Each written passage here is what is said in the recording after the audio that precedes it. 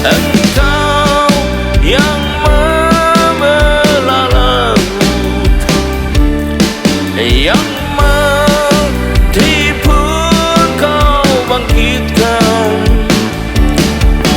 Tiada yang mustahil bagi Dia. Ajaib perbuatannya. Berharaplah pada Tuhan, berserulah kepadanya. Jangan bimbang dan ragu, percayalah kepadanya.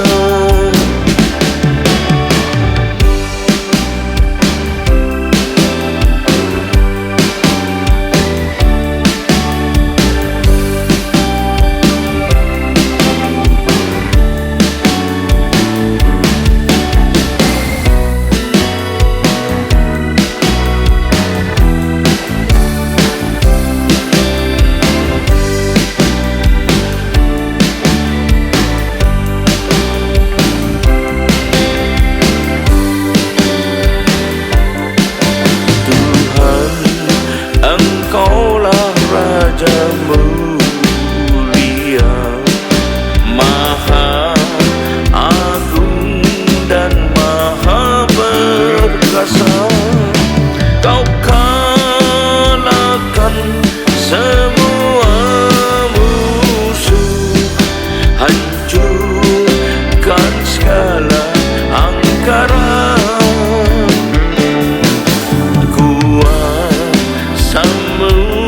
Melindungi aku dan selalu menaungi umatmu. Tiada lain yang ku andalkan selain Yesus, Kau Tuhan.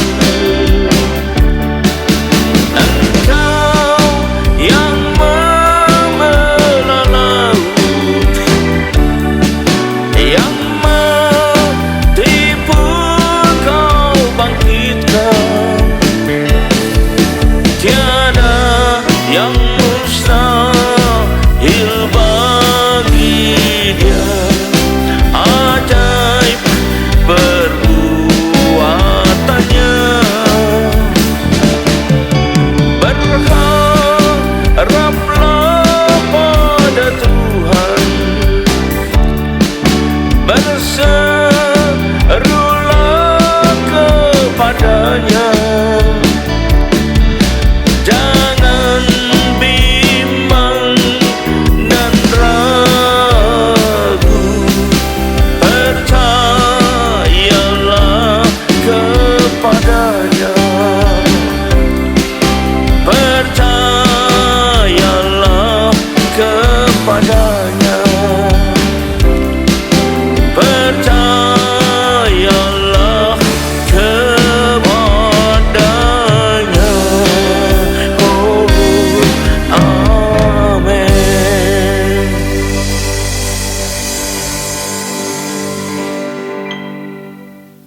Shalom, selamat berjumpa kembali saudara kasih Tuhan. Mari kita segera masuk dan terima firman Tuhan. Sebelumnya marilah kita berdoa. Terima kasih Tuhan, kami umat-Mu siap menyambut firman-Mu. Urapilah kami semua dan urapi hamba-Mu yang akan menyampaikan firman ini, agar firman ini tak kembali dengan sia-sia, tapi boleh tumbuh dalam hidup kami dan menghasilkan berkat yang berlipat ganda dan yang baik, yaitu sampai 30 kali, 60 kali, dan sampai 100 kali ganda.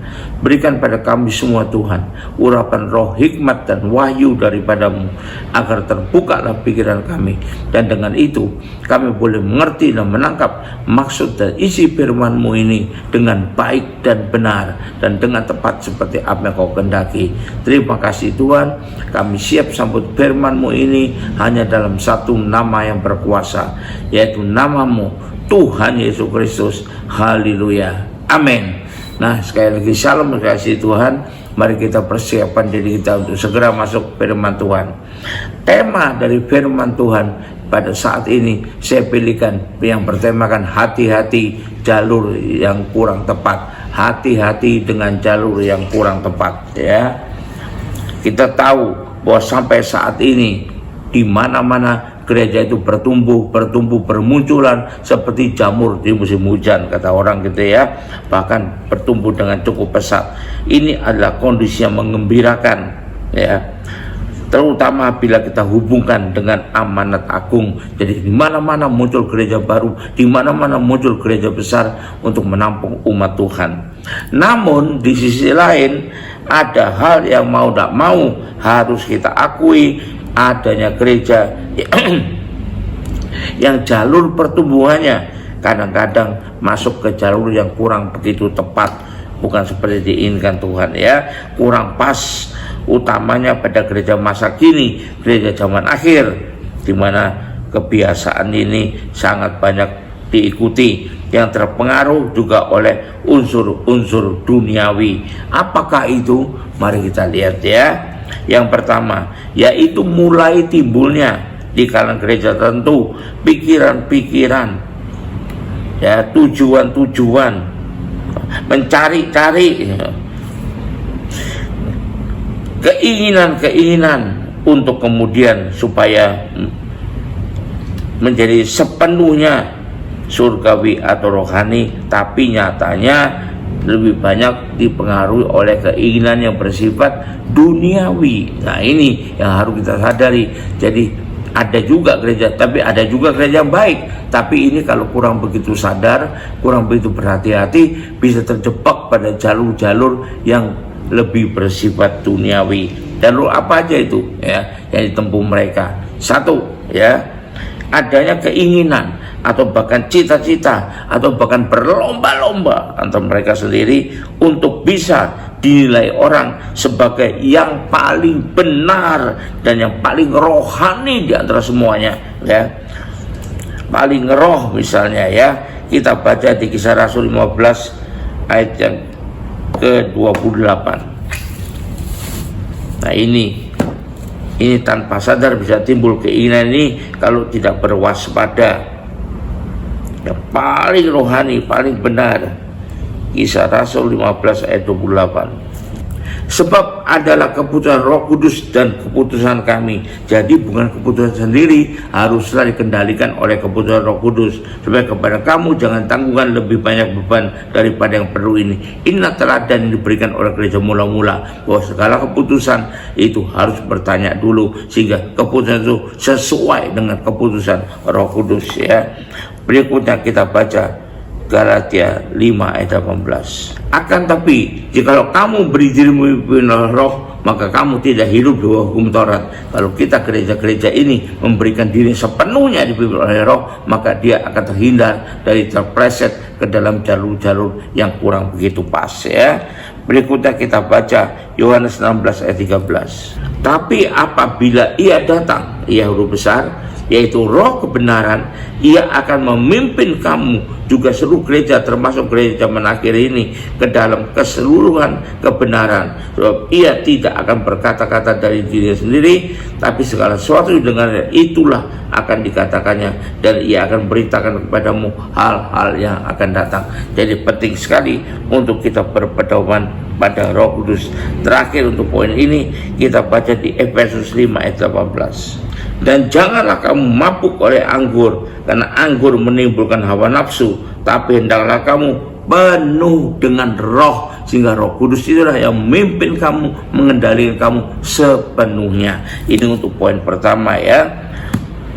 Jadi jangan sampai kepleset dalam jalur yang kurang begitu pas, sehingga bisa terpenuhi keinginannya, mengejar-ngejar supaya terpenuhi, bisa menjadi terhebat di antara gereja lain, yang paling disukai, yang paling digemari, yang paling dikagumi, dan yang paling terkenal, dan lain sebagainya, ya. Itu yang pertama.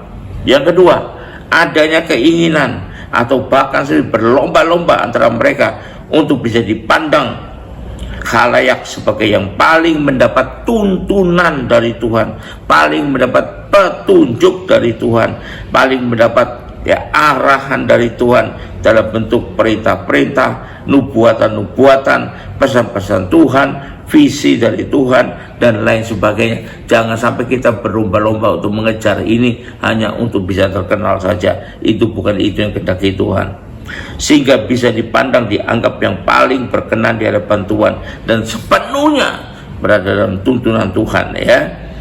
Jadi bila kita ikut padanya seperti ikut Tuhan langsung, katanya begitu kan, sehingga jemaatnya berbondong-bondong datang, ya. Seperti kita ikut Tuhan, jalannya Tuhan, rencananya Tuhan, tujuannya Tuhan, programnya Tuhan, dan lain-lain sepenuhnya. Dan itu adalah seperti dari Tuhan sendiri. Apa yang dikatakan pimpinannya adalah, katanya, itu Tuhan sendiri yang ngomong. Seperti langsung mengikut Tuhan pada zaman Tuhan Yesus masih hidup dulu, ya. Ini berhati-hati sekali, ya.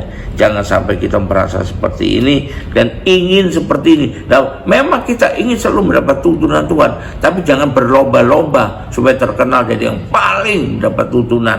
Nah, ini berlomba antar gereja, ya. Ini jalur yang keliru, jalur yang kurang pas. Itu yang kedua.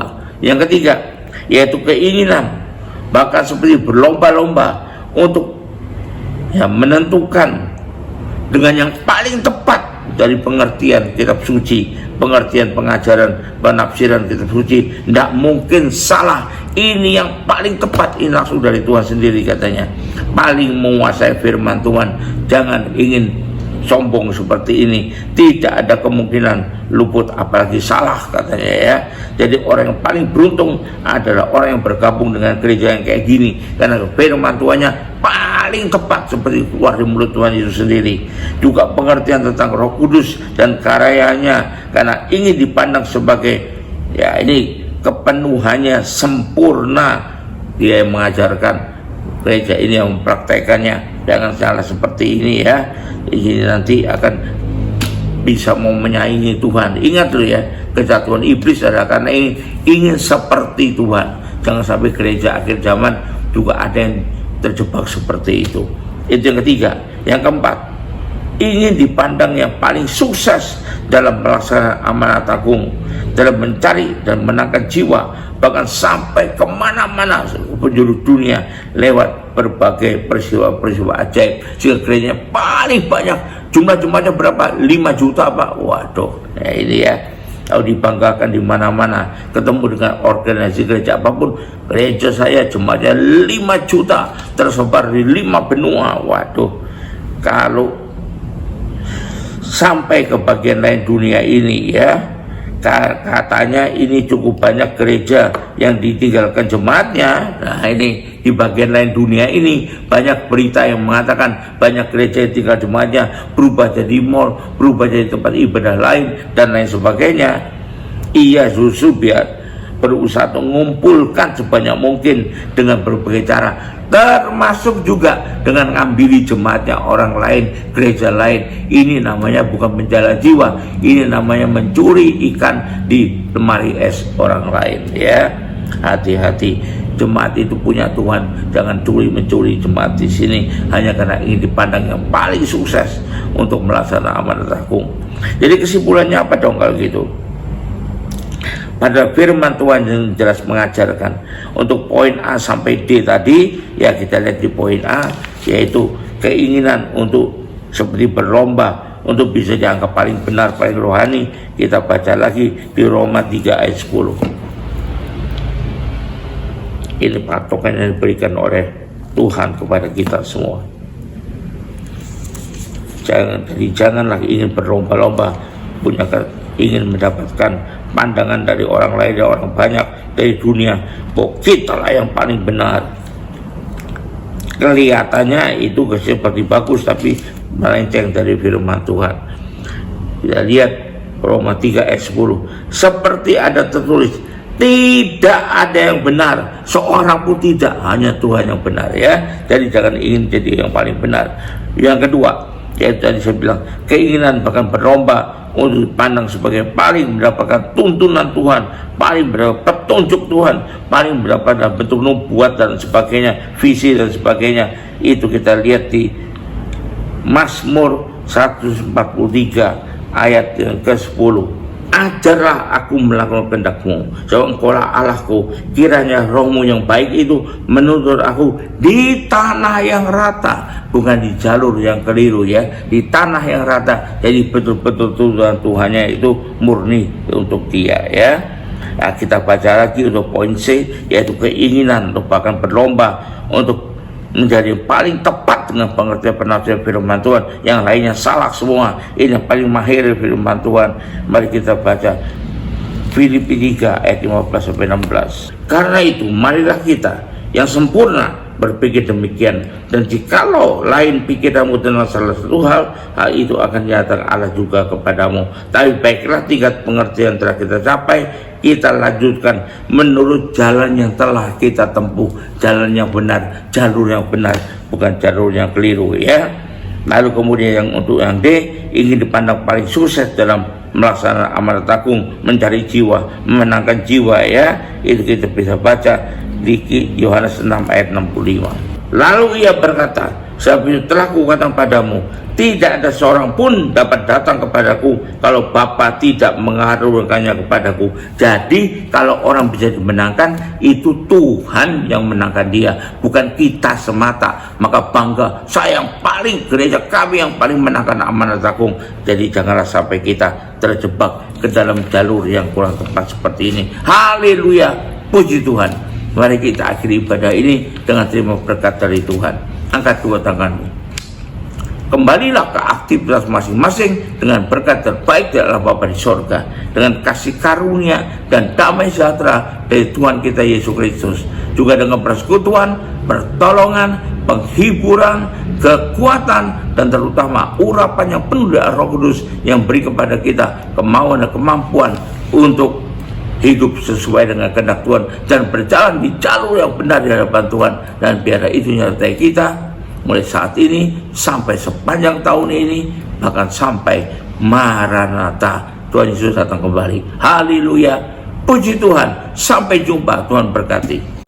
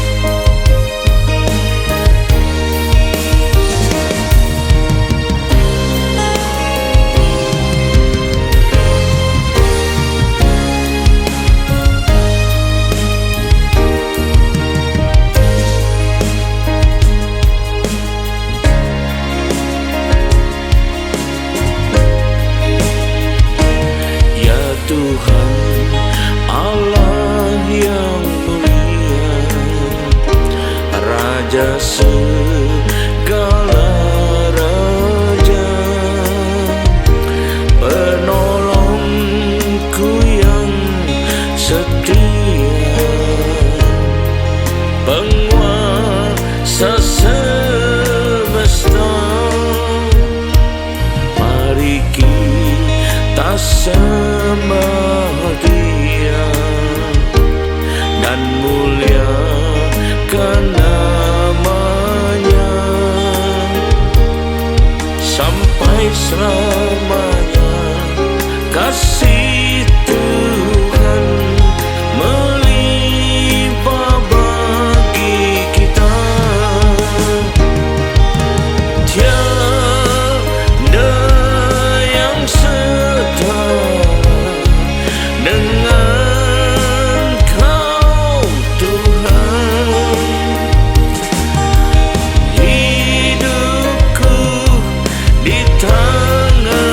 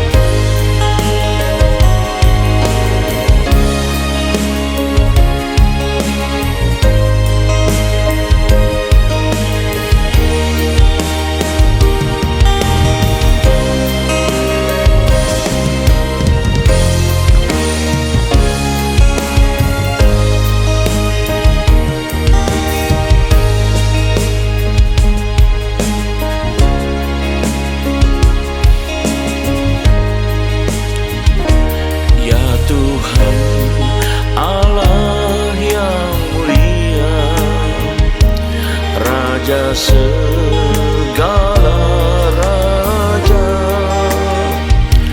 penolongku yang setia, penguasa semesta. Mari kita sembah Dia dan muliakan nama-Nya sampai selamanya. Kasih Tuhan